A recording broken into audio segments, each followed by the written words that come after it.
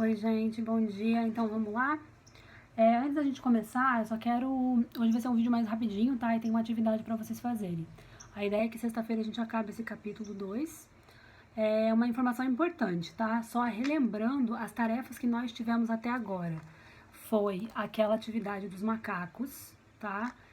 Que eu passei um link para vocês visitarem, né? Que é tipo, aborda um artigo sobre alguns hominídeos, né? Desde a nossa linhagem evolutiva, para vocês citarem as espécies. Aí depois teve uma outra reportagem que eu mandei vocês lerem. Tudo bem sucinto, sabe, gente? Não é muito extenso as tarefas. Eu acho que a sala de vocês foi a que eu menos passei a atividade.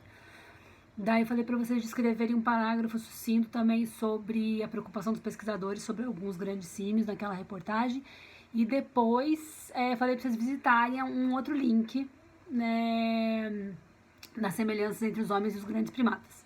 Então, e aí depois na semana passada eu passei para vocês a atividade dos cromossomos, fazerem uma ilustração, né, diferença de mitose e meiose e agora de fagocitose, né, os processos de permeabilidade celular. Então foram poucas tarefas. Vocês têm até quem não teve gente, eu tô fazendo, né, tô dando baixa quem me entregou.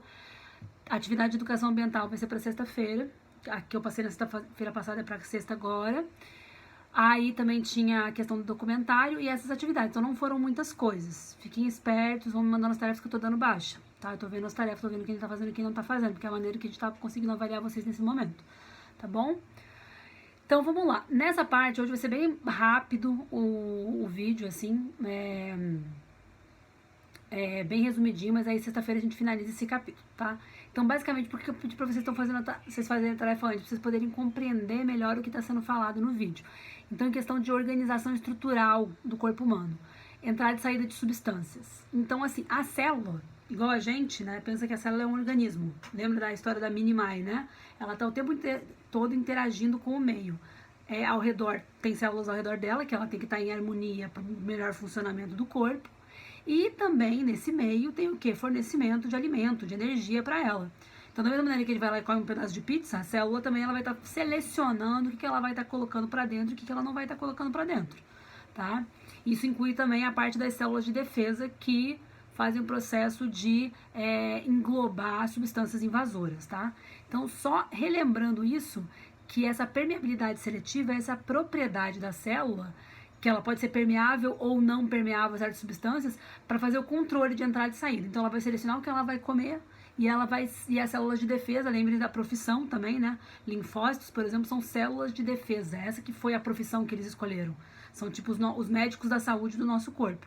Eles que vão limpar, né, englobar, no caso, selecionar esses agentes, identificar, selecionar, englobar, digerir esses agentes infecciosos, tá? Então, vocês viram aí, difusão, osmose, endocitose, exocitose. Eu pedi para vocês trazerem mais a parte da endocitose, que se diferencia em fagocitose e pinocitose. Mas o que é a grande diferença desses processos de permeabilidade celular? Quando a gente fala em difusão, lembra que vocês já estudaram isso, soluto e solvente. Então, os solutos, eles sempre se movem do local de maior concentração para o de menor concentração. Isso é para quê? Equilíbrio de concentração. Pensa assim, questão de sais e tudo mais, tá? Então, assim, se o meio externo está mais concentrado, geralmente está mais concentrado do que dentro da célula, o processo de difusão favorece isso. Aquela concentração que está maior no meio externo, ela migra para o interior da célula para que haja um balanço, um equilíbrio. Essa é a função da difusão. Quando eu falo em osmose, é o processo de efeito de inchar e desinchar, tá? Que aí quem faz é o solvente. Então, no caso, pensa a água é o solvente universal.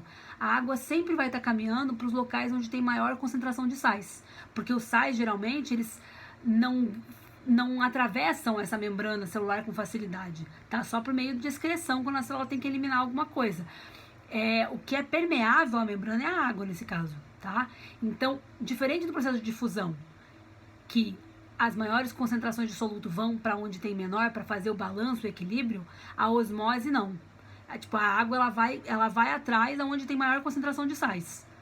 Então, por exemplo, se algumas células do nosso corpo estão com maior, elas começam a andar em regiões, né?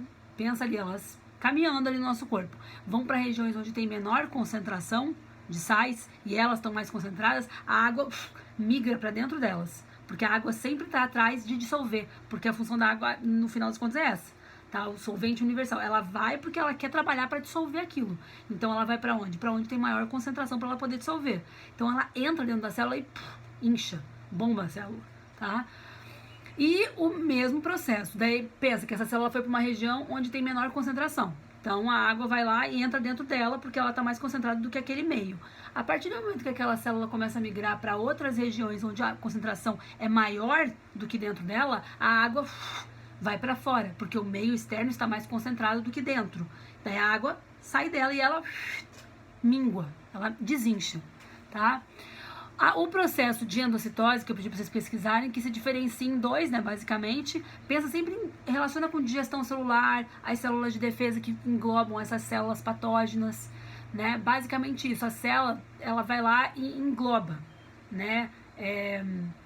Daí ela digere e reaproveita essa substância. Então, nesse processo, quando ela capta, engloba uma célula grande, uma molécula grande, por exemplo, que ela pega inteira aquela porção, aí a gente chama de fagocitose, que é esse processo de endocitose, endo para dentro, só que maior, uma molécula grande, um patógeno grande, enfim.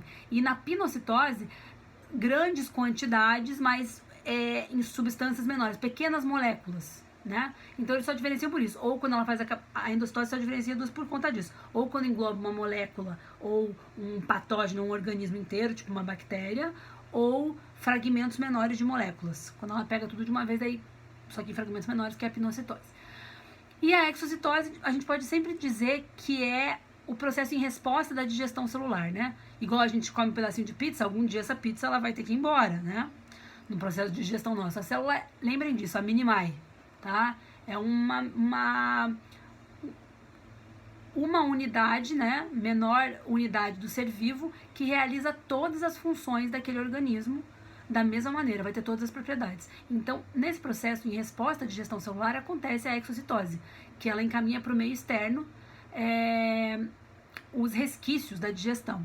E também as proteínas, libera para fora as proteínas que são produzidas pela célula. Lembrem também disso, né? O DNA, o chefe, RNA mensageiro, ribossomos, produzem proteínas. Essas proteínas são encaminhadas para a célula para poderem fazer parte de todas as reações químicas do corpo e favorecer o funcionamento do organismo.